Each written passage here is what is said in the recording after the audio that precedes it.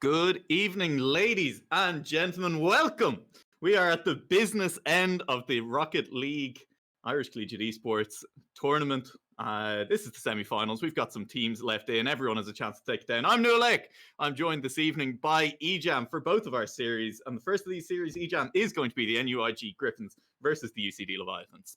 Yeah, what a game this was. When I saw that these two teams qualified last week, you knew that this was always going to be a tough game to call. They're both unbelievably gifted sides, and there's so much on the line today. Don't quote me on this, but assuming the European Rocketeers tournament is going to go ahead, that Yep. means that it's the top two seeds that go through. And obviously, here in ICE, we don't have sort of an winners bracket and losers bracket. It's just a straight knockout. If you lose the quarterfinals, you're in the quarterfinals. If you're out in the semis, like today, you're out in the semis. That's it. No second chances. And both these teams, they know that TUD is going to be such a big ass to try to take them down. They've been such a. And it's just as a reminder to my co-caster and everyone at home, the second semi-finals will be played after this one. We're not 100% sure that TUD are going to win that one and be the final boss in the finals. But as you can tell, I think from Ejam's statement there, they are looking strong. They've looked strong so far. And we'll get to them later, though. But for this first series, Ejam, I mean... This first series, okay, we'll pretend we don't know the future yet. The second seed from Group B versus the UCD Leviathans. They came through, haven't lost a series yet this tournament. First seed from Group A. They did lose a game in their semi-finals, though, and NUIG took down the Trinity Ducks without losing one. I mean, NUG have to feel good coming into this one, right? Of course, but so do UCD. UCD winning their group against the second seed, you straight away think just like, oh, these are only the second seed. We were the first team. But of course, groups can always be skewed. There could be just pure, it could just be the luck of the draw. Just a lot of good teams could be on one side. One group could be harder than the other, but we don't know that. We will never know that. The group stage is done. Just like that, those 7 weeks are up. Week 8, we saw the quarters. Now we're in week 9. Can you believe that? Week 9. 9 weeks in a row. And it's going to be crazy. But you know what? I think we should start this game. I do as well. I'm looking forward to this one. 4 games is all either of these teams need to book their spot in the grand finals. And what a grand finals it is going to be here next week. Players loading onto the map. We are getting ready. Jeremy's already recommending that they go for a few cams. I'm not sure if that's during the series or after it. I can't hope for UCD's sake that it is after the series, as we are into game here. Game 1 of this semi-finals between the NUIG Griffins on the blue side. It will be UCD Leviathans on the orange side, and it is HZ already putting the ball into the NUIG half. It'll be Jo keeping it there, and it is UCD Leviathans with the first attack. That won't go over Darcy. There won't be a shooting chance just yet for the UCD Leviathans. And NUIG Griffins still trying to get it out of their own half. That'll be towards goal. Lindsay will be there. It's nearly there for Darcy, who nearly had an early shot off the back wall. Nice pinch from the UCD Leviathans to get it clear. And it is end-to-end stuff so far. A bit of a double commit from the Leviathans. We'll put them in an awkward spot, but HG is up for that. HG won't get the touch. Leviathans are out of position now. There's a counter-attack chance for the Griffins, but nothing will come of it for the moment. Jo on the back wall will miss. His teammate will miss as well. The pinch, though, goes Jo's way into the corner. Darcy will still be here, and it is close so far. Goes for the ceiling shot and misses that one, and Darcy out of the play means now the counter-attacking momentum is with UCD. Bit of a waste from HG on that one. Jo's there for the follow-up again, keeping NUIG Griffins in their own goal, keeping them on their line. No shots on target really for either team just yet. This could be the first one to come in. That's ball across face goal. No one will be there, and it'll slow down a little bit in the middle of the pitch now. And Ejam, so far, both these teams struggling to just find shots in the first minute of game 1. Well, of course, I talk about it every week. The game 1 nerves are always there, but we might have a shot now. Nope, God. We're fine. We're fine. Usually when I start talking, that's when the action happens. As Darcy has a shot up here now. Can't find the second touch, but now Linz! Oh, Linz, that's a big miss. That should have been on. It's off the crossbar again. NUIG have been denied twice in a row by the crossbar, and it feels like one of them's gone in. HG misses the ball altogether, won't even find a shot. UCD have had chances, but they haven't even touched the ball when they do. Jeremy into a corner now. We'll find Darcy and UCD back on the attack. I can't believe we're still goalless here. Either can I. Those were great chances for both sides. You thought that NUIG maybe should have put the first 2 away, then HC just missing the ball. Uncharacteristic from all players, but the point I was trying to make is game 1 games are nerve-wracking, and these two teams know what's on the line, and they both know that they're very evenly matched for each other.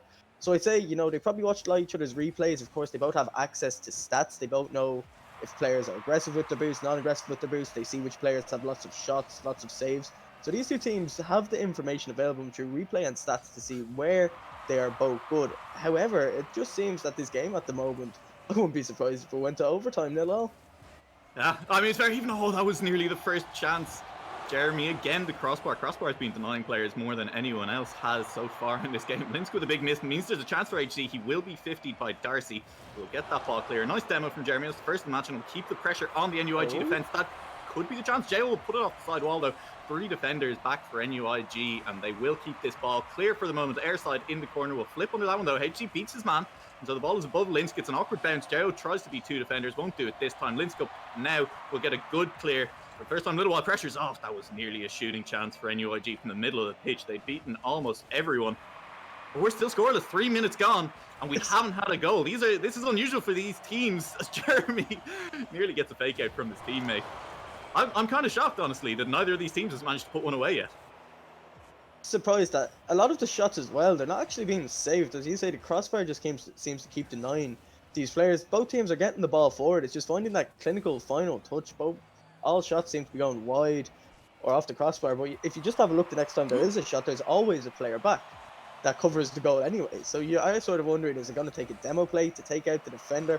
Is it going to take an unbelievable team pass, demo play? Like, it's so difficult to call what's going to be the solution to breaking down these defenses. Oh, there's the demo play. Oh, HC was still back. Almost as you're saying it, Ejam. That's it exactly. It's going to take a little bit of magic. It's going to take something a bit creative to beat the defense. It was NUIG looked for the demo. Look, UCD there, like they were looking for a passing play, and one of those is going to work eventually. That's another pass down. Darcy nearly beats 2 to make that the first goal of the game. Airside is off the wall. Airside is an open goal. Airside will put it past the UCD defense. We've opened the scoring, and it's NUIG that have done it. Yeah, it's not Nixus, it's Airside. Right there. It is great. It's just, I find it amazing just to see how constantly good this guy is. Ever since I told him that he needs to earn the name Airside instead of it's not Nixus, it's Airside, he's been shutting me up every week. But again, every player on both of these teams right now, you think that maybe Jo and Linsk are the standout carries for each team, but I wouldn't call them hard carries. They both have unbelievable teammates. Oh, Linsk will put it in. That's another one for NUIG. As you're talking about him, Linsk managed to put it past the defense. He heard you were talking smack and decided to put win himself. And this is just good pressure by NUIG. They kept the pressure up for the last few seconds there. They were really keeping UCD on the back foot. And it pays off as Linsk manages to get an awkward bounce off the ceiling, puts it in for himself. 2-0 now to score, 45 seconds left. And it is starting to look like potentially NUIG, kind of our underdogs coming into this game 1, might just take it down cleanly. They're putting another shot on target. Darcy nearly beats the defense. I think UCD need to put one in to feel good about this game. That's off the near post. Nearly went in for HC. Won't go in as Jeremy is trying to keep it now. There's a lot of defenders back for NUIG. It'll be a struggle as they double commit to put anything in. That's nearly on target again. And NUIG looking like the better team here in game 1 with only 15 seconds left. I think they're going to put themselves into a series lead early on here. Is that on target? That's going to be a soft goal for HC. As UCD are left back into the scoring, and it's not over yet with 30 seconds left. 13. Yeah, I mean, you say, oh, they need to score ASAP, and they do it, Obviously, they're ghosting us or something. I don't know how they're constantly ghosting us. They're stream sniping us. There we go. We've given them the tactics, exactly. All right. 13 seconds left, Ejam. It is close. It's down. Airside will look to put one more in. It'll put the game to bed. 7 seconds left. Just keeping the ball down this end anyway for NUIG. We'll do it. Darcy gets the oh my! Last score of this game. You have to feel. And NUIG, UCD may be starting slow, but NUIG are playing it well. They've come to play in this semi-finals, and if they keep pulling that out, we could definitely see an upset here tonight. Get a double tap that somehow bounces off the ground and ends up in the top corner at that angle. That's the finishing of that shot was amazing, but that's it. Just like that, Alex, it's game 1 over. It's game 1, and it's NUIG who take it. I cannot stress enough that this is a little bit of an upset. UCD still undefeated in series in this tournament. These are some of the guys I came in tonight kind of expecting both of our first seeds to just not necessarily sweep, but run these quarterfinals. And UCD really didn't look all that threatening. Their one goal, Ejam, came off the back of a fairly soft defense by NUIG. They never really managed to create an opportunity for themselves. They got a lucky break in the goal, but at the end of the day, a goal is a goal. Obviously in these short games, no one cares how you score. And if a goal goes in, a goal goes in. Yeah. Exactly. I always say this every week. Unless you play Rocket League, you don't realize how quick these games are. Like Mm, 5 minutes for those players is probably a very long time, but it's just 5 minutes. You know, at the blink of end an of eye. the day, it's mentally it can go on a while, but it's still very close. And this Cool. series can just fly by, and before you know it, you could be 3 games down, and then you have a huge task on your hand. You absolutely would. At that point, UCD would have to pull off the reverse sweep. So they'll be looking to take down this game to avoid putting themselves into that situation. It'll take a bit more than they showed us in game number 1 as we are underway in game 2, and it's immediate pressure from the Griffins. They are keeping UCD in their own half. I'm sure they'll like to keep them there for most of the game. That's a bit of an awkward touch by Linz, but he will beat one with it. It's good pass to Darcy, but Jeremy read that one well. Jo will look for his teammate below him. HC is up, reads that his teammate wasn't really getting that one, and Linz will get a great boomer of a clear off the back. What a great redirect. Darcy, if that had gone in, would have been insane. He put his team into a good position with that one. His airside will look for this. There's a lot of members just sitting back at the moment from UCD. They're not looking threatening. Even with this clear ball, it'll take a little bit of work to put themselves into a scoring position, but Linz flipping badly will give them that chance. That's a nice touch from Jay off the wall. His team aren't there. Darcy and airside. This is dodgy from NUIG. Not the cleanest defense from them right now, and that's what let them down for the one goal they let in game 1. They need to keep an eye on this. Keep the double commits to a minimum. Keep the rotations clean. That's a clear from airside, who's now 1v1 with Jeremy. We'll get a good touch, but it's straight to Linz. Linz looking for Darcy. Darcy and Linz combine to run straight into a defender. As the ball is back across to airside, who looks again for Darcy in the passing plays from NUIG. Nearly lead to an early goal, but still nothing in the first minute of the game. That's just flipping over the defenders. Linz with a lovely little dink over the top. Who else? I mean, I think Linz, when he needs to step up, he steps up. All right, it's not like his team are behind it all. It's just he's always there. As his teammate, how confident would you feel knowing that there's a player like that in your team? You know, I think the other players on the team, they feed off him a lot, and he's a real positive.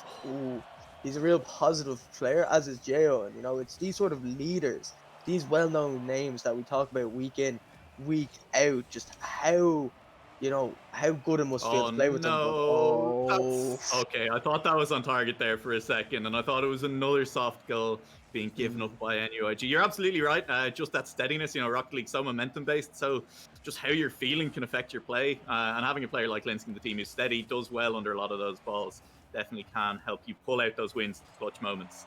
As at the moment, UCD looking to find that momentum, looking to find that steadiness for themselves, and they really haven't looked that way at all in the first game and a half here. Down 1 goal now with just under 3 minutes left in game 2. Darcy with a big shot off the back wall will nearly go in, but Jay was watching. That's left an open goal. 2 players defending that. Bit of a double commit means if there's a quick re-attack here by NUIG, they might get something done, but there won't be. And so HC will be up in the corner, get a clear off the back wall, maybe take a little bit too much out of it. And Jo reads it well, notices that HC was going to lose that one in the middle of the pitch, but it does mean still a counter attack for NUIG. They're still pushing forward here. HC does well to get this one clear. Jeremy will have full boost to attack this one, but it's not a great touch. Well, it is if he was going for HC, I suppose. As HC was the one to take that. And honestly, these attacks, they're just falling apart for UCD when they get near the front of goal. Jeremy again misses just an easy touch under no pressure for that one. And now there's a chance for NUIG to counter attack. That's dangerous, though. That's bounced awkwardly. There was no one there for UCD. They're just not finding opportunities in front of goal, even when the ball appears up there, you go. Yeah, UCD, they need to start taking these chances, because obviously you're a game down, that doesn't mean much. But when you're 2 games down, you sort of start thinking, oh, we don't want to go 3 games down. And then when you're 3 games down, that's when you realize, right, we need to win 4 in a row. Yeah, Linz has a chance here. Oh, that's nearly a shot for Linz. It was a good save for HC. It was a tough shot. There was 3 defenders in the way. But again, I mean, honestly, it is NUIG finding chances in front of goal and actually getting shots on target. As UCD airside looking to make me eat my words, nearly puts a shot on target, but he didn't. And that's really been the problem of this series so far, is they're finding these passes, as that's a bit of a pass to Darcy, but it's an awkward one, and he can't get the follow-up shot on it. And if you don't shoot on goal, you're not going to win games of Rocket League. As NUIG have been the ones to know that so far. Darcy is going to get a nice little clear, dribble that one out. He'll put this one in front of goal. But HC gets a good clear off the back wall. It is only 1-0 in this game. UCD keeping themselves a lot closer than they did in game 1.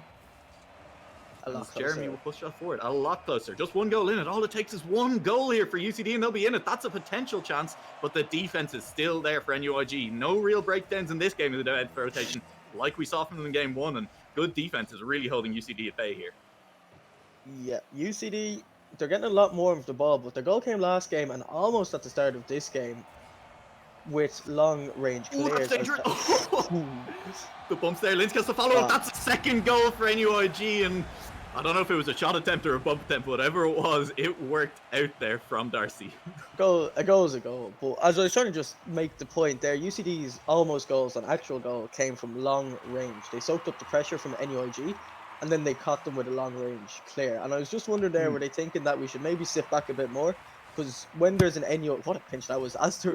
When there's an NUIG player on net, they have been struggling to find clearances in the goal. So we'll see now just how they adapt their play, whether they want to just try, give up this game and just go for a new strat for the last 30 seconds, or still try to win it. But that's the thing about this game. They're short, and at what stage do you accept the loss when there's a long series ahead, and maybe try something new that might give you an immediate advantage in the next game? Because there's still potentially 5 games after this one. Still potentially 5 games, but a long series starts turning into a short series very quickly if you don't start winning games. Jo here, one last chance to put a goal in. He'll beat 2 defenders. The ball will drop for Jeremy, and that's got to feel good. That's a well-worked goal by UCD. It won't be enough to bring them back into this game unless a miracle happens on the kickoff. But now they're heading into game 3 with, honestly, their first real chance and their first real capitalization of the series. There has to be a fake kickoff here. They have to have a plan, because 3 seconds with a 50-50 kickoff isn't going to work. Ooh, and it is just going to be the straight 50-50. Linz with the follow-up. Ball will just drop to the floor. And it is now 2-0 lead to our lower seed coming into this game. NUIG came to play. I've said it before and I'll say it again. This is surprising from both sides, really. I mean, obviously, these teams didn't meet in the group stage. There actually has yet to be an instance in playoffs where 2 teams from the same group meet each other. I find that quite interesting, to be honest. But I think because these teams haven't played each other, they can only really go off what is either streamed or just the stats. Obviously, there's access. If they have stats, it means there's access to the replays as well. But it's a case of unless you actually play someone, you really don't know what they're like. It's so easy. This is it so far in the playoffs. It does potentially look like Group B was the stronger group. This is NUIG, the second seed from Group B, really taking it to the first seed from Group A right now. Yeah, but now, as we were saying at the end of last game, I think UCD at this stage, they need to realize the position that they're in. They need to accept the fact that there's no need to panic, because there's still plenty of time. But they do need to be a bit more creative in their play. We know they can do it. They've made it to the semi-final. They made it to the top of their group for a reason, of course. But it's just a case of they're playing a very in-form NUIG move. Haven't lost a single game other than that one series to, I believe it was TUD in their group, who ended up finishing top in the group. They might have lost games here and there. That's it. They've lost one series so far. Linz, that nearly went in. And that's it. NUIG in form, looking for shots, and that one nearly went in again at the other end for Linz. Would have been a nice one for them. Opening up the scoring in game 3 here. They are yet to drop a game in this series. They've only dropped 1 series all tournament, as they say, and it was to the first seed in their group. So NUIG definitely looking strong right now, but UCD looking to come back in this series, looking to come back in this game, already looking more aggressive. Jo drops that one to Jeremy. Jeremy with a great touch. It's off the crossbar. HC's here with the follow-up again. It will not go in, but these are signs of life from UCD. You don't want them to be caught out now. Airside looks for it. That would have been such a great passing play from NUIG, but they won't find it. And so we're still scoreless here in this game as UCD. They're looking to catch out NUIG at the back. Jeremy with a bit of a fake. Airside can do nothing against that one. And you called it out in the last game. UCD are getting these scores off long-distance counterattacks. Unlucky with his half flip there. I think he just flipped just a tad bit too late, which sort of caused a failed wave dash, which sort of took momentum out of that play. However, UCD right now, you have to be feeling good. NUIG, obviously they're still in a dominant position here, but now it's important that NUIG don't panic, because they got 2 games up for a reason, and it's all about shutting down this UCD momentum as quickly as possible, because as you said, this game is more or less about momentum. Absolutely. A lot of momentum will be on the line here. And, momentum UCD right now. This is the first time in the series that they have had a lead in goals at all. So they've got to be feeling a bit more comfortable right now. But 1-0, not the most comfortable lead. And so they'll be looking to add to that one. But they won't do it right now. This is the NUIG attack. It's a great pass. Linz to Airside. Airside off the back wall. Back to Linz. It won't quite go in. Jo with an awkward clear will get there. And stellar defense from UCD to keep them on their own goal. Now on the quick counter attack. They won't get there in time. They were all out of boost sitting on their line. I can't believe that ball didn't end up in the back of the net. That's about as close as it gets. I struggled to stay in my chair. I don't know what sort of noises the people watching may have heard there, but it just goes to show the intensity of what just happened. And those players would have been feeling the same. I can only imagine the NUIG players screaming, "Get it in!" and the UCD players, "Get it out!" That was very tense. But importantly, UCD, they still have to clean sheet this game, and oddly enough, it's only halfway through the game. They still have a whole other half to try and keep the ball out of their net and hold on to a win or extend. And put it back into the other goal a few more times, hopefully, if you're a UCD fan. They're attacking that NUIG goal right now, but again, we're seeing some of the problems the UCD had early on. No shots on target. There's 3 defenders back for that one. It looked open for a second. Darcy won't get it. Airside off the wall. We've seen him do it once. We nearly see him do it again.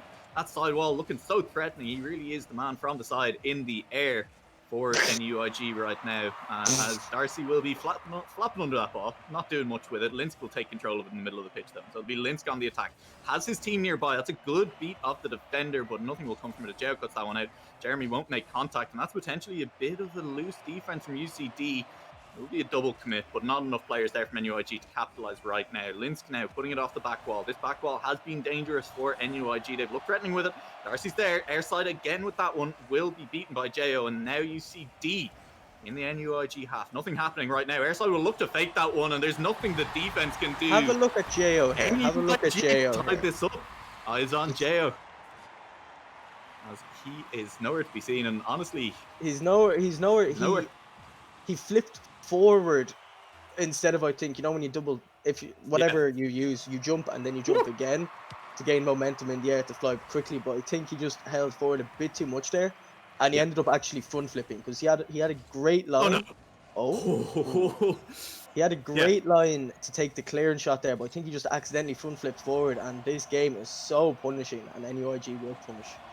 It was punishing, and it was a great punishment. It was what UCD have been doing to them all series long, punishing long-range goals. As we are 1-1 here in Game 3. UCD still winless in this series. They need to pick up this win if they don't want to have to reverse sweep. They're now up in the NUIG half with under a minute left. This game is still anyone's. Jeremy will try to take it. This is Airside with full boost under his ball. He's pre-jumped a little early for it though, and so he won't make contact. HC has a chance to clear, but will land awkwardly off sidewall. Jo takes that well. We'll get a nice bounce off the wall. Linsk a little bit awkward. Linsk will just about get to that ball as the demo slowed Jo down enough that he couldn't get the shot on target. 30 seconds left. Anyone to take it. This could be our first overtime of the semi-finals. Unless Darcy has something to say about it. He's under that one. He's trying for bumps. There's a double commit. So even though the bump didn't work, can Linsk get out to that one? A little bit of confusion on the attack there. There was definitely a chance to score for NUIG. Definitely a chance to put themselves at match point with 4 games to go.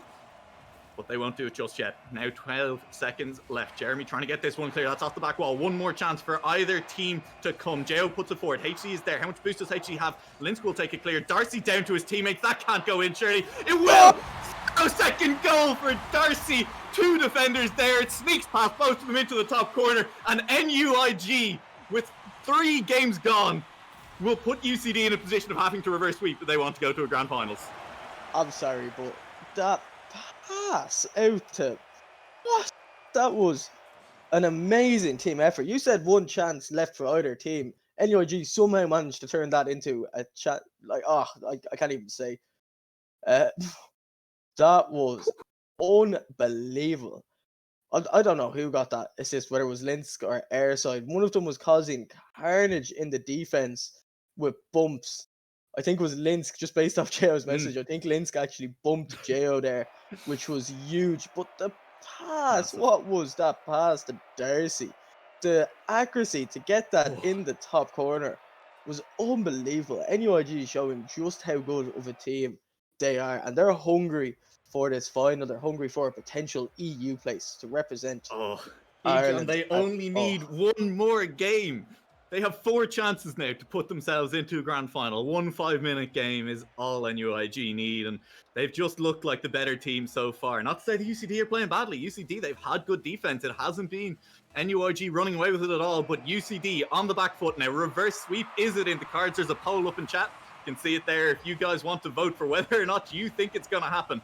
As UCD, they at least need to win this one. That's the first step, and Linsk is up for this. They want to put this out of reach early. 3 defenders for UCD on the line there, and one of them manages to get a touch to it. Jeremy will put that ball long, but Airside is watching that all the way. Will get an okay clear. They'll be there again for UCD. HC bangs off the back wall. That's not accurate enough to threaten the defense at all. And Airside with a better clear this time around. Second time of asking, will put it into the midfield. But Jo is the one to pick it up. Jo looking for something a bit fancy off the sidewall, but that hasn't worked out at all for him, as HC is the one to take it forward. This is now weird. That's a poor clear from the NUIG side, but they've gotten a second chance at it. And that's the story of these games, is NUIG maybe not getting the ball clear as well. The defense not necessarily always there, but UCD still not threatening the goal with shots on target. HC, though, that's on target. 2 defenders went up for that one, so there's a chance here for Jeremy on the second time. You will not get it. That was a great save by Darcy off a great recovery. Jo now, these are shots raining in thick and fast for the first time. Surely that won't go in at the other end of the pitch. That would be too cruel, and it won't this time around. Airside flips under the ball. Darcy will take that one, and UCD, you get the feeling they're starting to get a little more hungry for this win right now. But as I say that, it's NUIG looking for it. Oh my goodness, Darcy. HC had to make the save there, as Darcy with an insane angle found a shot on target. Linsk off the back wall. I said UCD were hungry, Ejam. NUIG have just come alive in this game. Yeah, and you honestly, I would be terrified if I was UCD right now when the ball's in the air, because they have just been finding goals from amazing angles in the air, especially, and that last game, that has to hurt their mentality. That really has got to leave a sting. But it's so important they get the first goal. Good so important. Chance here. HC will. I won't be on target. It will. And once again, UCD have opened up the scoring in a game. It happened last game. You said it. It was cruel. They lost at the final seconds by 1 goal. But this time around, HC, and it's good demo plays. We're seeing something a bit new from UCD here. They need it. They need it. Great shot. Linsk was just stuck on his goal. I'm not sure if he had boost or not. But right there, that was exactly what UCD needed, because that would have hurt their mentality if it was potentially their final game and being the goal down. They would have had it all to do, but now they need to sit comfortable. They need to stay calm. They need to do what they did to finish top of their group, and NUIG need to upset that quickly. Oh, this is it. That's the upset right there. NUIG, the pressure pays off. The UCD defense crumbling one more time as 1, 2, and the third member nowhere in sight. They're just not home. The double commits are hurting them right now.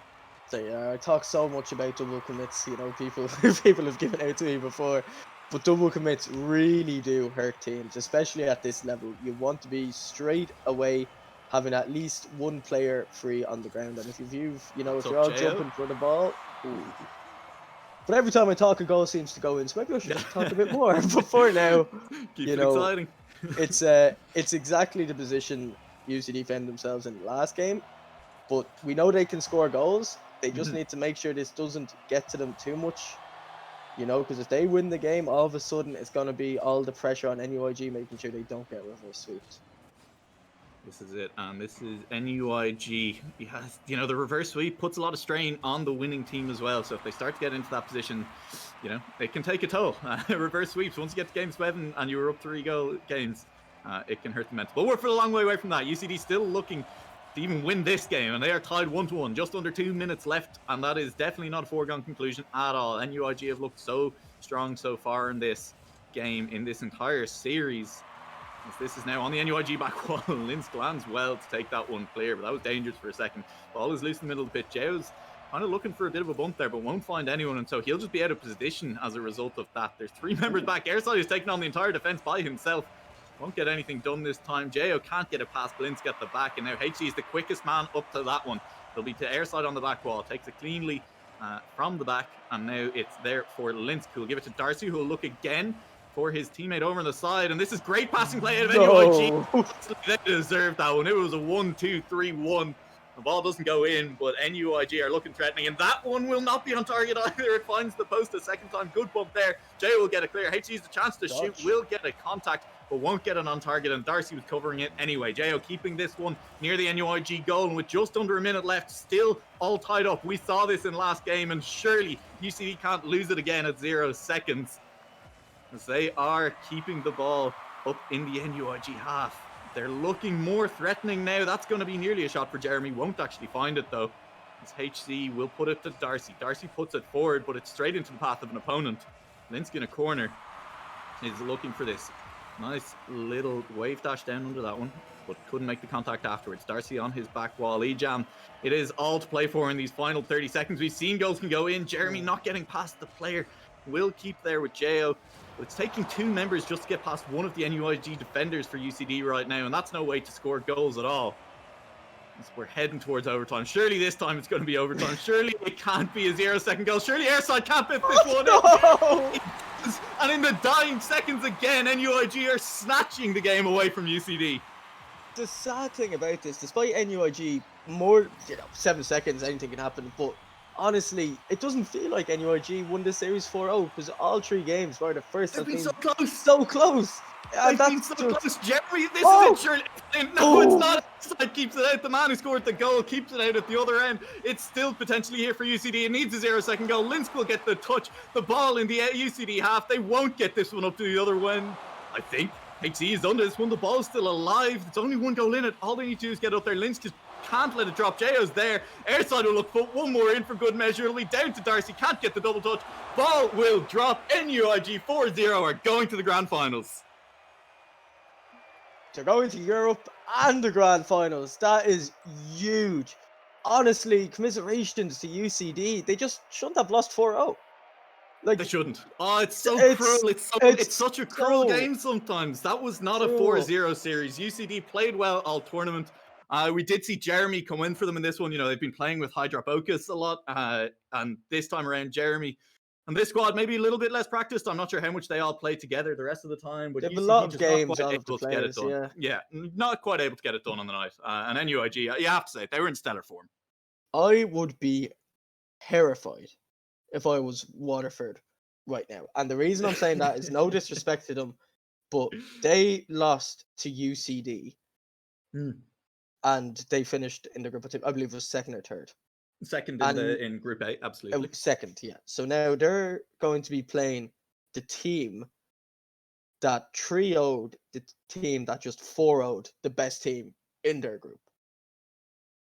Like, it's scary when you put it like that, EJ. Yeah, it's very scary when you put it like that. It's scary, but the thing is...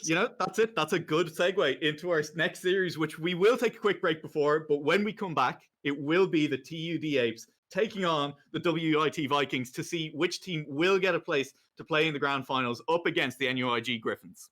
We'll see you shortly.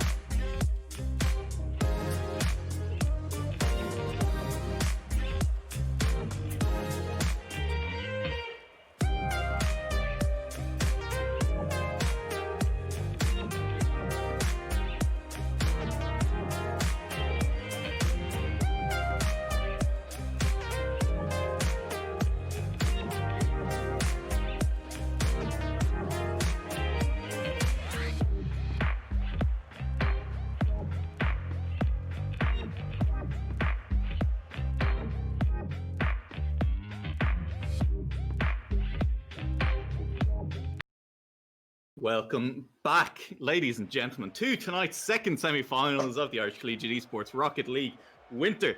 After a quick 4-0 by NUIG, despite a good performance from the UCD Leviathans, we are here with the TUD Apes versus the WIT Vikings.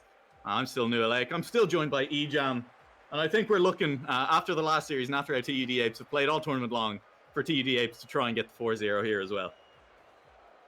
Yeah, a 4-0 is definitely not what we want from a neutral perspective. From a neutral perspective, absolutely.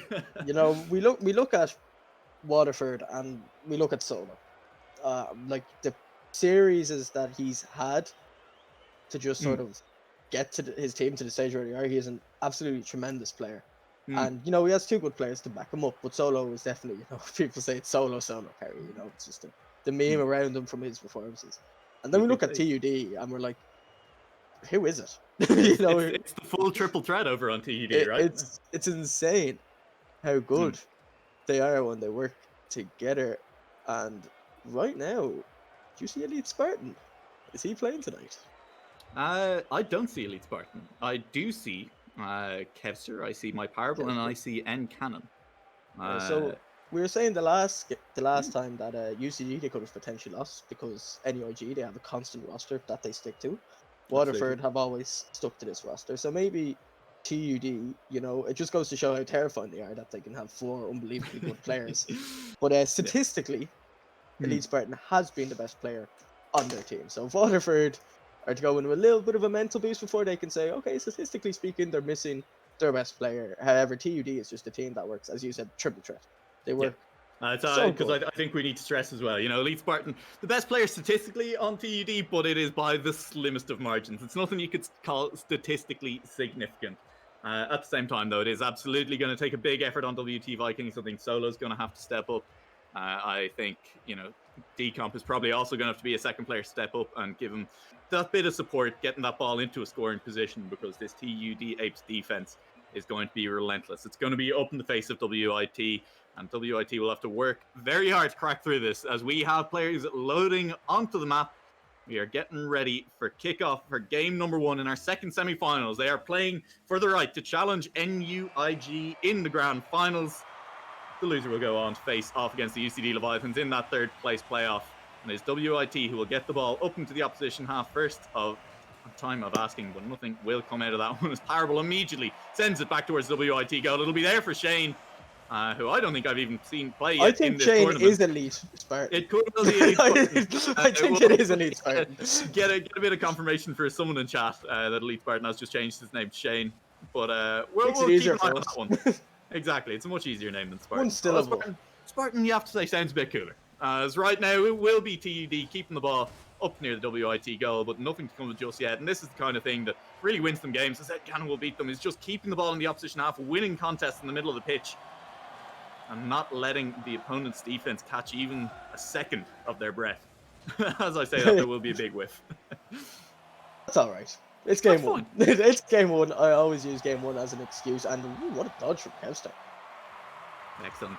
Yeah, Shane, Elite Spartan, definitely the same person. We'll take that one in the middle of the go. But WIT will get that one clear. But it's only as far as Parable, who has been the man so far for TUD to really keep this ball in the opposition half. Decomp will then taken off his car by N-Cannon this time around. And Decomp is under that, goes for the touch forward.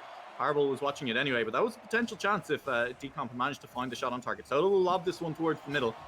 Oh, and that nearly went in. I thought that was much further over, and I think the defense did as well. As now TD Apes are scrambling a little bit to get back into position after the ball came awkwardly off their inside post. They will manage to get it clear, though, resetting well off that one. As it's now N-Cannon off his back wall, will try to beat out Solo, but Solo's the man to beat him. All is bouncing awkwardly. This is going to be here now for WIT, who open up the scoring. I think the TUD Apes defense just got a little bit ruffled after a couple of shots nearly went in. Oh, Yeah, that was a great bump. That was a great bump. This is huge for Waterford. You know, if I was to be honest, I thought that TUD would have been very dominant, especially after that start. But if you're Waterford right now, you know that it's not them expected to win. It's TUD. I think will be TUD. They expect themselves to win with just the split that they've had, just dominating everyone that stood in their way. Like they trioed NUIG, and we saw how good they were last game. Yeah, you know, but if you're Waterford, you need to use this momentum. And they have the players to do that. If Solo can take advantage of this and they can start making TUD feel the pressure. You know, when you're sort of the number one seed, you know, you're the team to beat. You have a target on your back. And I think Waterford, they really want to prove a point here. And they definitely have the players to do it. We just need to see if they can hold on to this lead, because a one-game lead will be huge for them. It's huge for any team winning the first game. But honestly, it's going to be a tough team to break down for 4 games. But it's still a long series, and I do hope, you know, I hope we get to see. I hope this isn't just a once-off and then they crumble under pressure. I would love to see them constantly be aggressive. So far, I think you have to say they're not looking to crumble right now. As Decomp will look to put a goal in at the other end. You're absolutely right. They need to not crumble. They need to take this lead and they need to keep it going. And it looks like they'll be doing that. They've managed to keep the ball up in this half for a while now. There's really not been some scoring pressure out of TUD Apes just yet, but this could be it now. As there's 3 members up and down, a little bit of confusion, but the confusion works in their favor as Shane gets that one off the back wall. N-Cannon will be up for this one again, and all of a sudden TUD Apes looking very threatening in front of goal. They're keeping the boost and the ball away from the WIT defense, but Solo will just buy time. That's great play in the middle of the pitch. I mean, it may look a bit funny, right? But it is just him allowing his team to get into a position to do something, and a nice bump. Decomp can't finish. That was a chance for Decomp off some great play by Kevster, and the lack of capitalization means we are still in a 1-goal game. Kevster will look to get it past to Solo, as Kevster is really the man setting up his team right now, and that's a great bump. And it's Kevster again. You know, he's not the name we've been mentioning for this WIT squad, but he's the man who's done everything for them in that passage of play. Another big bump onto Parable there, and Waterford, they are in a great position right now. And, you know, constant throughout the weeks, people have been asking, how would you break down this TUD defense? They have not been coping with the relentless pressure from Kevster and his bumps. And that is big. And now I think Waterford will sniff this out, and it's up to TUD themselves to find a solution. Because most of the time they're on the offense and the other teams are sitting back. But now other teams are attacking them. They're not used to this. And this is Decomp attacking hard. Decomp can't get that one on target. Ball will nearly go in off an own goal. And that's it. The pressure just starting to tell for WIT. They are keeping this TUD squad on the back foot. Parable will look for a pass into the middle. He had 2 teammates there, but ball won't connect with either of them.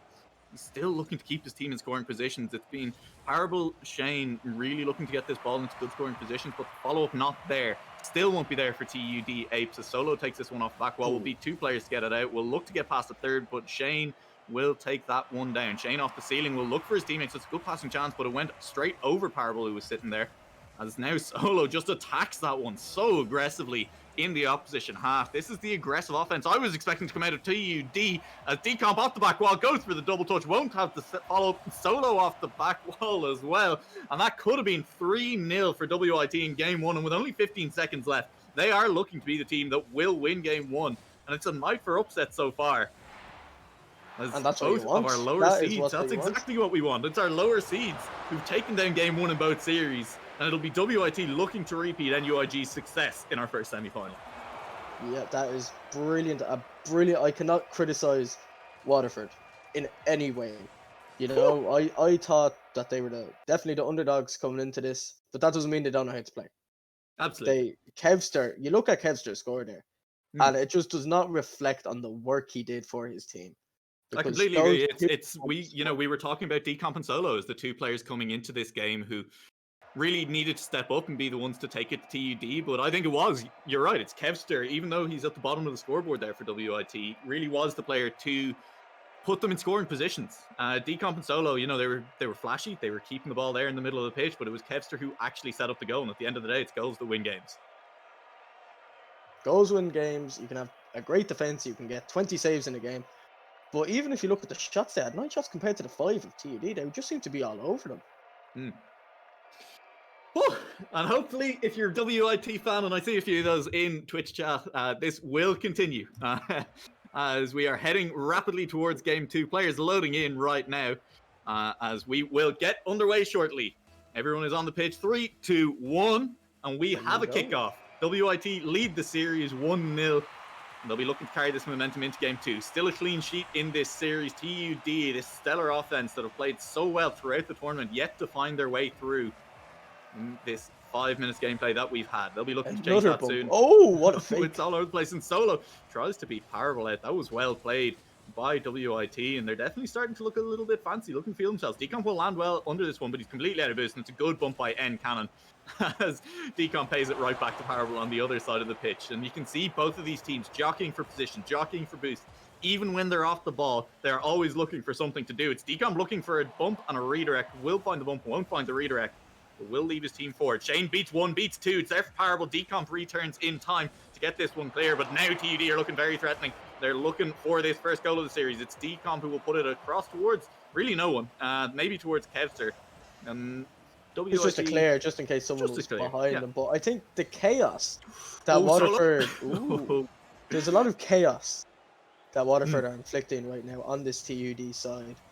And I think that's suiting their play of style. I think TUD, they're constantly listening out for engine sounds now, constantly knowing that someone is aiming for them. Perhaps they should answer back with a few demos of their own, but that will take out the great passing plays, the great 3-man passing plays that we've seen them do. So they'll have to change their play style to react to what Waterford's natural play style is. And it's working. And, TUD still haven't scored a goal in this series. And I think that is big, because usually they score lots of goals. They definitely are. They're a high-scoring team. Exactly. They do look to they look to put their opponents on the back foot. They look to keep that barrage of shots up, and they really haven't been able to do it yet in this series. But we are still scoreless in Game 2, so WIT yet to capitalize on any of those bumps. As you say, that bumping play really working out for them. But it's slowed down a bit now as they will nearly bump into each other in defense. And not much boost on the defense right now, but a good little pass-through play and a little bit of confusion will benefit WIT. Will keep the ball in the opposition half. And Cannon tries to carry it out as Shane now looking for a bit of a ceiling touch. Won't find that one. WIT will try to collect this one on a sidewall. Try to put this one towards goal. It will be on target. But 2 defenders in the way. That one means it was never going in. And Cannon now looking to run the pitch. It's under 1 defender. That was a potential scoring chance, but you really don't expect the defender to miss in that position. So it didn't go in. Powerball under 1. And now there's some nice little touches coming out of TUD. That wasn't one of them, but they're starting to beat defenders one-on-one. And that's taking defenders out of the rotation. That's giving TUD space to potentially make something happen. But WIT still not out of this one. It's 0-0. 2 minutes 20 left in this game. Anyone's game. Anyone's series. N Cannon will carry this one forward. Solo will be the man to collect it in the back corner. He'll push it forward. Shane will look for that, but that pass is just to no one. And story of TUD's series so far, these passing plays just not working for them at all. Yeah, this is insane to think how TUD have gone 7 minutes without a goal. This could potentially be the longest time they've went all split without a goal. But here we go. Shane, with the demo, they might start answering back, might switch their play style up. We know they can make passing plays. We know if they clear the defender out that they can do damage. But Waterford, they haven't been dominated. The ball hasn't been in their half the whole time. They're picking out good demos. They're smart about it. A lot of people, they get aggro. It's not like Heat Seeker where you just go for demo. They're using their boost wisely. Their rotations are very good. Okay. And they're actually making, I think, uncomfortable. They're making TUD uncomfortable. Which is I'd be uncomfortable if I was N Cannon just there, forced to make a couple of saves in a row, and will do so. When he was asked, he had the goods, and will get that ball clear as well. But it's these touches in front of goal. They're not putting themselves in shooting positions. All of their shots are coming from a long way back. and the WIT defense coping magnificently with those shots. And Cannon won't get that one in front goal. There's now 3 players up here. That's the first shot on goal. And really out of nowhere, Shane opens the scoring in game 2. After 4 minutes, it was looking settled. And a pinch from Cannon, and just a shot from Shane here. He came out of nowhere with speed and took that one down.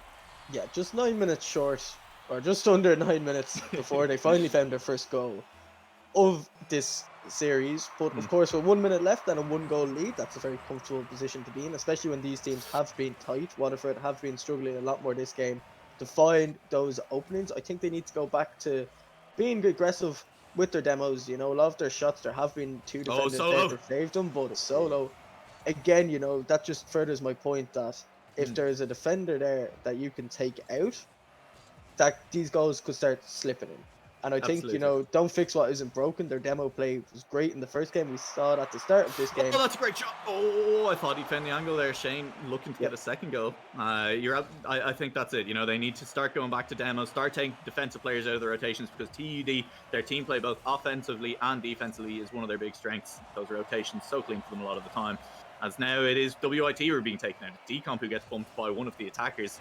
They're being taken out of even getting the ball out of their own half, struggling a little bit right now. This will be one last chance. Decomp needs to get in the way of that one. It won't go in, but that was a well cut out play by TUD in the middle of the pitch, stopping WIT from even getting one last attack in. And at the end of this game, TUD really look to have gotten their eye in. They're really looking comfortable now in this series, and they've tied it up at 1-1. We won't do a sweep like we did in our first semi-finals. Yeah, thankfully not. I think the reason TUD potentially won that game is, you know, it's not that they worked their way around the demos from Waterford IT, but they just sort of stopped doing them, Waterford. You know, they just sort of sat back a little bit deeper. And, you know, they were playing well, you know, they weren't being dominated at all. However, I think there was a clear discrepancy between the first and second game when they were up in their faces, getting their demos, making them a bit paranoid whether or not they were going to be able to save the goal or not, because they could have been taken out. And I think, you know, TUD, they just got comfortable. I was talking about them being uncomfortable. I think they got comfortable. They started trying things and they found their way through the net. However, 1-0 is not a dominant performance. No. It's a win. That's a winnable game. That's you know, I mean, 2 lucky goals are all WIT would have needed there. Like little slip-ups from TUD would have put WIT at a 2-1 game lead in this series against, again, a team that's barely lost any games all tournament long. Never mind series. They've probably only dropped, I think, about 4 or 5 games altogether across 8 separate series. As we will now head towards game 3, all tied up at 1-1. We're back into a best of 5. All you need is 3 games from this point, and you will be in the grand finals, facing up against the NUIG Griffins there, who have yet to drop a game in playoffs. So looking in form, looking scary. Whichever team comes out of this one will want to be doing so in form themselves, as Cannon will just take his time with this ball on the back wall. Should still be a comfortable enough player. I tell a lie, it absolutely was not.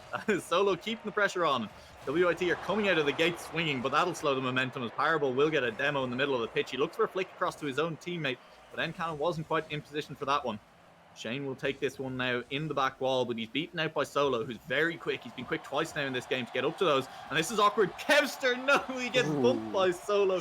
He didn't have the boost. I don't think he was going to get there anyway, but that could have been a scoring chance for WIT. Could have put them in the lead in this crucial game 3 of the series, as it is all of a sudden the TUD defense, honestly, a little bit all over the place in these opening seconds. Only 40 seconds gone and no goals, but it's been TUD looking like they're crumbling under the WIT offense, and I can't believe that. They've been absolutely dunked on by Decomp. 2 defenders were not enough to stop this man. That was just great positioning. You know, obviously when you hit the ball forward, you want to try land in a spot where the clear is going to go, and he did that perfectly. You know, I think Waterford are they're enjoying themselves. I think that would be a good way to put it. I think they're actually enjoying the game a lot, despite the pressure. And I think TUD, once again, are feeling uncomfortable. And we know that they're not an uncomfortable team, but I think a lot of their wins have been comfortable. Oh, so that's comfortable. That's Cannon feeling comfortable under that ball. Cannon shutting me up straight away. But the point I was trying to make there is they're not used to going behind in games, but that time it was a quick react. They got the ball forward quickly. They did what they needed to do, which is important. But I don't think Waterford should be upset about that. I think they should know. They know they can break down this TUD defense. Yeah, they've shown time and again so far in the series that they are capable of scoring these goals. And It was Solo that time around. A bit of an uncharacteristic mistake to let that one go in, missing it off the corner jump. So needs to not let that one go to the head back down. Still a lot of series left to play in this, as Decomp will take this ball in the middle of the pitch, but won't do anything with it. It'll be Kevster instead to try and carry this one forward, as he leaves it there in front of the goal. There's not a lot of boost left on the WIT defense to try and get this ball clear. So they're going to need to be safe, and that is not safe at all. That ball went all the way across the face of goal, but nobody there to capitalize on it this time around. So we will stay tied at 1-1 for the moment. And WIT, you know, they need to get this one forward. They need to be making TUD a little bit uncomfortable, making them worried for their lives, going for those demos. The Shane with full boost will try for that one, but a good cut of the rotations by Decomp. Keeps on the middle of the pitch. Shane looking for touch. That's a great touch. That goal. Shane. Oh, what a touch in front of goal of a great little passing play. Parable to Cannon, up to Shane, who had it all to do and did it anyway. That's the TUD that you do not want to see if you're Waterford. That was a great team effort, and it goes to show how TUD can make a goal out of nothing at all. They just, if they see an opportunity, they will take it. And Waterford, they were in a good position to defend. There was nothing wrong with their rotations. I just think the speed of that transition, the speed of that counter-attack is what caught them off guard. You want to be careful about saying speed in front of this Twitch chat, but I will say it anyway, and totally agree with you. It was speed that got them that goal, and it's speed that's carrying TUD through this series right now. They are in a 2-1 lead in this game, looking to take a 2-1 lead in the series overall as well if they can hold on to this. But that's Ockroft back wall. Ncannon is not in position to save that, but no touch to be found. Good defensive work, interrupting the offense that time around. Solo will take this one clear. Has a lot of boost to work with this, but will use a lot of it just trying to catch up with his first touch, and so won't get anything done this time around. Ball will remain in the TUD half for the time being, though, and Ncannon under that one uses a lot of boost again just to get under the ball, as Shane will lose that one to Kevster. Kevster did a great job in game one of being the man to put his team in scoring positions. Won't happen this time around, as Parable trying to carry past Decomp won't do so. Solo fakes out a touch and uses all of his boost to do so. I mean, it's been a boost-heavy play. A lot of players putting themselves in positions a little bit awkwardly. Nobody able to capitalize just yet. This could be the capitalization. Shane won't beat Solo up to that. That was very quick from both players. As now WIT taking it a little bit slower this time around. Kevster won't manage to beat his man, though, and so it'll be on Decomp to get his man clear. Solo takes it in front of goal. The first touch is relatively poor, though. That could have been a scoring chance for him, but he lost control in front of the goal, and instead it looks like it might go in at the other end. Decomp will have a lot to do against two offensive players here, but he's done enough to slow the ball down, gives team a chance to reset, get all the way back. And now we're in a full-on lull in the middle of this pitch, Jam. Solo's beating everyone on the pitch, but he won't get the goal in. Won't get it to his teammate either. As TUT now need to get this one clear, and it really is. It's slowing down from those teams a little bit right now. It is, and that's, if you're a TUD, you're quite happy with that, because that obviously runs down the clock. But Waterford here, unlucky not to finish that great clear by Parable. But Waterford, they're being stubborn. They're not letting TUD run away with these games. They're playing overall great defensively. I just still am struggling to see perhaps why they're not going back to those demo plays. However, they found a goal in this game without a demo. We know they can do it. Yep. But if you take out a man, you stop TUD straight away from doing their three-man plays. Yeah, definitely will. Zenkan will look for another shot. Won't quite be there, as Decomp was just about in the way of that one. 24 seconds left, and it's now or never. If you're WIT, you need to score right now to take us to overtime. Solo, this is the one. He will beat one. It's only Parable there, but Parable does a good job of getting that one clear. And then Cannon, with a nice little touch, will beat everyone on the pitch and will carry this one all the way up to the other end of the pitch. WIT threw everything they had at the problem, and it just wasn't quite enough. Yeah, this was very smart. If you look what he does at the end here, he just sort of turns it towards Kevster. So if Kevster was to hit the ball there, it would just be pinched straight into the net. You know, I think like even in those moments, a lot of players maybe would have just hit it hard and straight, and that could have potentially gone up the post. But, you know, his composure there to do the right thing, showing what makes these players so good. And, you know, it may be 3-1, but Waterford are nowhere near out of this series. They won the first game. They're being super stubborn and not letting TUD do what they normally do to teams. You know, I think they had an insane, like, closer to 4 goals a game. Yeah. You know, like, they're shutting them down. This is a high-scoring team, absolutely. And I agree with you. And I think this 3-1 scoreline in this game in particular is a little bit misleading. You know, this was a 2-1 game. And WIT just, said screw it, and they really went for it in those last few seconds, and that's exciting to see. That's a winning mentality. Even when you're down in these games, if it's one goal, you're not going to win by defending. Just throw everything at the problem, and that's what WIT did, and that's why it's 2-1 now. The series lead to TUD, but WIT not out of this one yet. They're going to continue to cause problems here for TUD if they have their way at all. And so I'm kind of hoping, I would like to see WIT come back. I'd like to see them win this one because I think we've got a really exciting series on our hands. And honestly, I'm still salty that we didn't get to see the only 4-3 series of the quarterfinals because of internet issues. That is quite sad. But I think Kevster's playstyle is definitely showed in the score. A lot of people see a low score and they roast the player straight away. They start flaming the player. But if you look, obviously, as the director the camera that you're seeing at home, what you'll see a lot is sort of on the ball movements, but a lot of what you miss is Kevster's carnage. Like as he tries to make a play for himself there. But Kevster's off the ball play was vital in that game 1. And even in that game, it's what led to the Waterford goal. And I just think that if he keeps sort of getting in the faces of these players, that will cause more issues for TUD. And Waterford will straight away look to get this game back. Because if TUD win it, they're on game point. Yeah, that was Solo looking for a bump as Decomp was carrying the ball towards goal. And yeah, if you're a neutral fan or if you're a WIT fan, you're hoping for the WIT win right here. And my God, do they deserve it? They played so well so far in this series, and it would be heartbreaking to see them lose 4-1 at this point. We're still only at 2-1, but honestly, you get the feeling if TUD take this game, they'll feel comfortable. Decomp, though, carries that one all the way forward. I didn't think he had it in him. I was talking about other things entirely, and Decomp just beats the entire defense to put that one through. Yeah, it was an unlucky clear by Parable there, but Decomp, positioning is so important. Like I always, as the color caster, I always try to point out these small things. Mechanics are a huge thing in this game. The skill ceiling in this game is massive. However, third attacker can't get it done either. That was 3 shots, 3 members of TUD, and not a single one of them was actually on target at the end of the day as the defense got in the way. So WIT will hold on to their 1-goal lead here, and it was down to Decomp and a lovely little play at the other end of the pitch. Kevster now with his team in support. That's a great pass to Solo.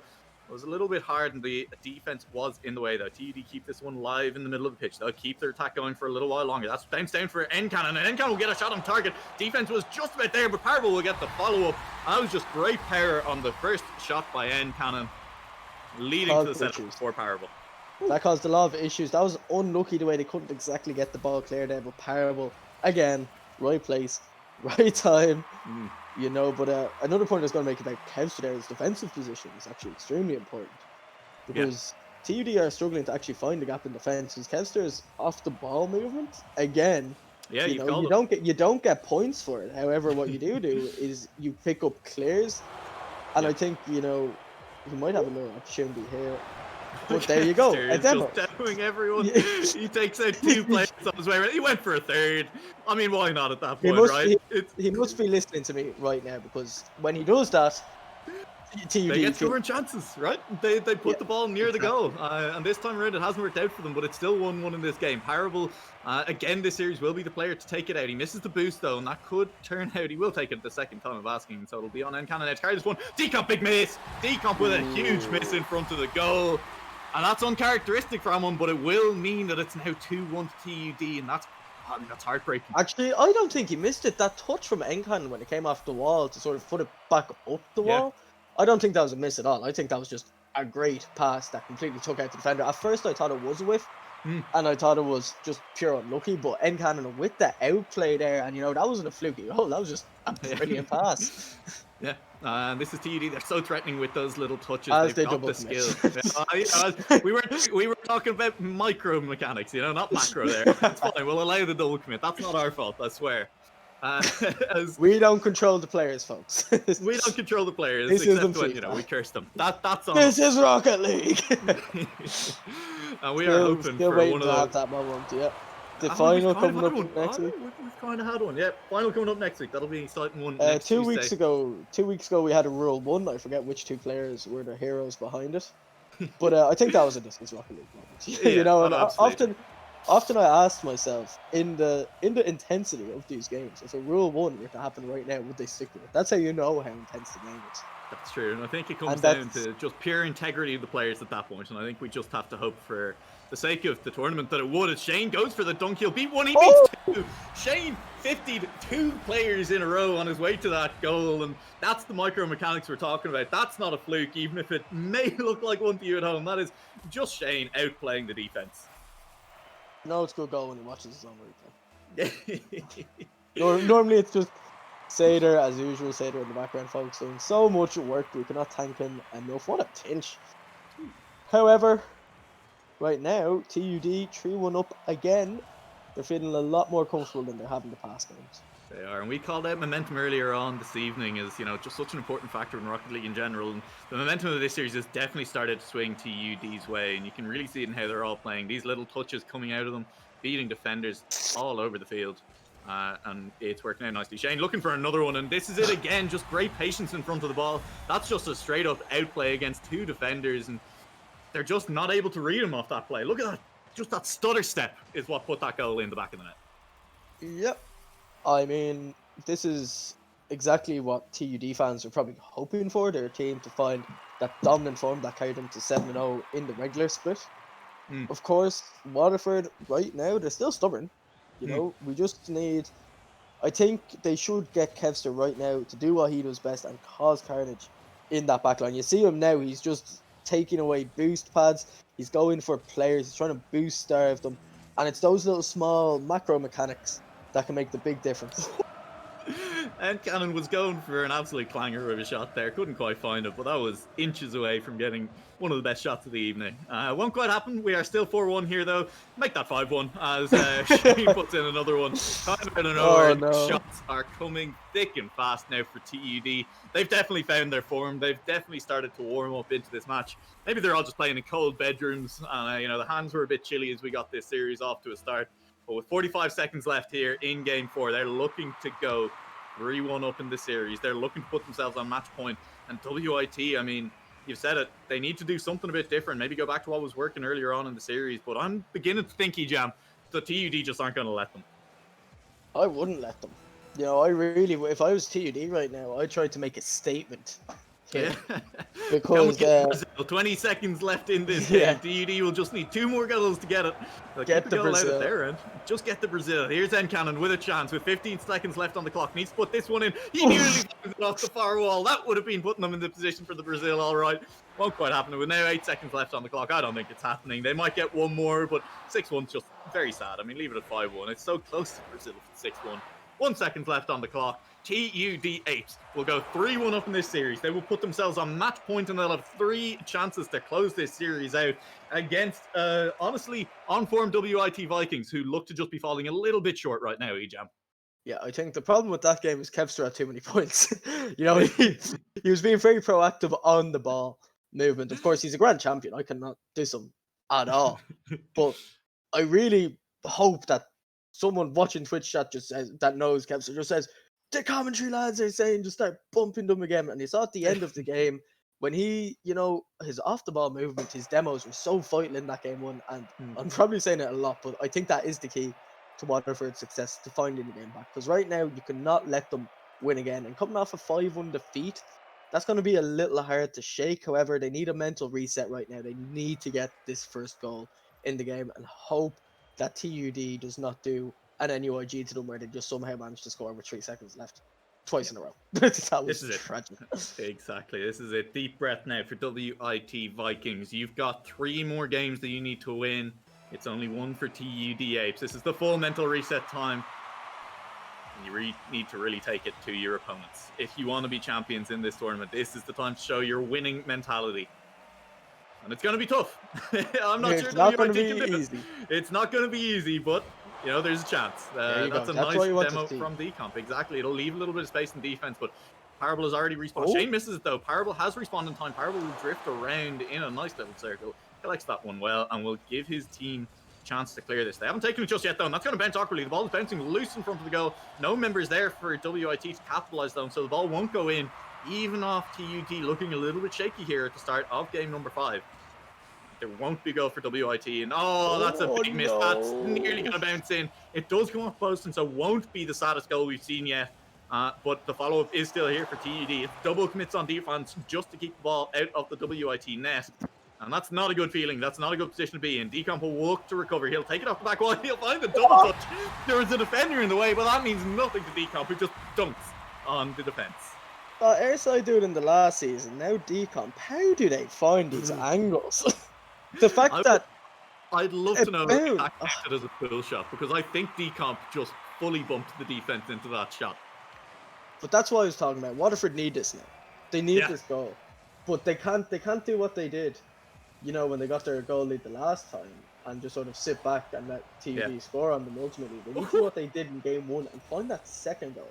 Keep playing aggressive. Keep taking shots. Nice little fake. Decomp touch again. The second touch wasn't as nice, but yeah, this is it. Decomp, he's taking it to the defense right now. He's looking for it. This will be up for Encannon, and he's got his teammate with him, Shane and Encannon, though. That was a double commit on the offense, and the lead space for Decomp. That was a banger of a shot, but Parallel didn't quite find the target. Encannon with no boost is looking for Shane, and that's a great passing play. That'll go straight past all 3 defenders, and this is the threat from the 3 UD Apes. They link up so much better than any other team in this tournament. They do. They just always seem to find each other. Just their balls to the middle are always perfectly weighted to where the player is positioned on the ground. Whether they have to jump straight up, whether they have to get a running jump. They just seem to know where they are the whole time. One thing I'd love to hear is to be able to just sort of snoop in and listen to teams talk to each other. You know, that'd be interesting, because something I like to do is I like to message the captains. Oh, Solo, no! Solo, no! He's just been lobbed. Parable with no boost left, and you said it. They can't just let the defense slip once they've gotten that 1-goal lead. And I mean, I think that was just a miscommunication. It looked like Solo was leaving it for his teammate, and just not enough pace to get there. Yeah, that was not exactly one you'd want to be watching back if you were Solo. Of course, we cannot take anything can't take anything away from the performances he had, even this game. But of course, 3 minutes. You know, it's not like they're conceding with a minute to go and have a lot of work to do. However, they can't let them run away like they did last time and get 5-1. Again, aggressive demo plays, they seem to work, but we also have seen the likes of Decomp pull off some amazing shots, and I'm sure he'd like to get a few more of them in this tournament before having to wait until spring to do it all again. Exactly. I'm sure he'd like to get a Kevster would like one right now. He'll look for a pass that nearly comes together this time around for WIT. That was Solo looking for a shot that I don't think the defense was expecting, but just about managed to get in the way of. Solo will look for this off the back wall and looks to not be letting those couple of little misses he's had in defense affect his game right now. Solo will keep this one up. Kevster looks for the demo, doesn't even go near the ball on that one, as the offense of TUD will collide with itself in the middle of the pitch, as Parable will take it back to Shane. This defensive pass back from TUD looking so comfortable with each other on this pitch. Parable will just about get in the way of that one, so Decomp won't have it all to his help in this back wall. Because right now it's slowing down a little bit, but that's fine if you are WIT. You're fine just keeping TUD in their own half. You're fine just keeping the ball up here and looking for those chances over time. Shane will go over the top of this one. Will look for another touch, beat Solo with it. But won't get it far enough to do anything else. Solo now past the entire defense. Decomp up for this one. Decomp will look for the shot, but Encannon recovered really well off that bump to actually get there in time. And now it's on target. It's just so slow, it nearly rolls in. That would have been just the cruel one to go in, but it didn't. That would have been, So we're fine. It's fine. We're fine, we're fine. It's 2-1. Keep going. Kevster flicks it up in the middle of the pitch. It's there for Decomp. Decomp takes the touch forward. Decomp looking for bumps in the middle of the pitch, as he is so wanted to do. Solo across the face of goal. Everyone misses it on defense, and so it'll be Solo just carrying it across. Thank you very much. Takes the boost away and heads back towards his own half with full boost. That's a miss, though. That's a big miss. Kevster just about gets the contact. And so it won't be a goal, but Kevster has no boost. Shane is up for this. Doesn't have the angle to do anything very threatening. And Decomp will instead look to threaten at the other end of the pitch. It's Encannon who has the ball, though. It's Solo with a touch. There's no one in front of him. His team aren't quite there. Solo, I don't know what that was. I don't know if he was passing. I don't know if he was shooting. I would hesitate to guess that Solo didn't know himself. As the defensive clears here. There are only 45 seconds left in this game. WIT, they need to score to keep themselves alive in this series, to keep themselves alive in this tournament. Kevster off the back wall needs a banger of a clear here. Instead, he misses the ball. That's an interesting decision. We'll see if it pays off for him in defense. Looks like it might have. Anyway, Solo will fight in the middle of the pitch up against Parable. 30 seconds to go. It's Shane with the big clear. WIT do not want this ball in their half. They definitely don't want it in their net, as they will look for a clear. There's full boost on Solo, who will have a chance to catch this one. He won't. It's an awkward bounce. as now Ncannon is just looking to play down the clock in the WIT half. They're so desperate to get it clear. Decomp, one last chance, one-on-one with the defense. He gets the flick, but Parable reads it so well. That's a beautiful shadow defense. That's just won this game for TUD Apes, who will, at this point, surely go forward to face NUIG Griffin. There's one last chance. Solo, you'll get under it. Solo's forward. Solo, and it's there for Decomp at the last second. Can you believe it? Our second 0-second goal of the night. And Decomp to Solo and back to Decomp. Oh, Decomp to Solo and just, I'm lost for words. That is such a boost if you're Waterford. They needed it. My hands were in my head there. I was like, oh no, not like this. But that's big now, and they really need to use this momentum, get that win back. They can't just let it go in now. They can't lose. I mean, if they lose here, it doesn't matter where the momentum is. They'll have lost the series. TUD looking to put it to bed right now. They're up for it. Ncannon with a great shot. It's on target. Ncannon. It only took 20 seconds. We nearly had the fairy tale story of WIT coming back. What a great pass, and TUD show their class. Don't get rattled by the 0-second goal. GG, well played. TUD Apes are your semi-final winner. They will be playing NUIG Griffins in the grand final, and it will be a series to tune in for. Yeah, now we have our European representatives, TUD and NUIG. Of course, they will battle it out for the Irish Championship as well as the seeding, first and second Irish seed. But TUD right now, you know, I think most people, just based off their performances, expected them to make to the final. But Waterford, to play the way they did, take a game off a very good team and constantly put them under the pressure. I really think Kevster was so vital to the team there. You know, I really feel like he did so much work with those bumps and he showed vulnerability. And I think I really do.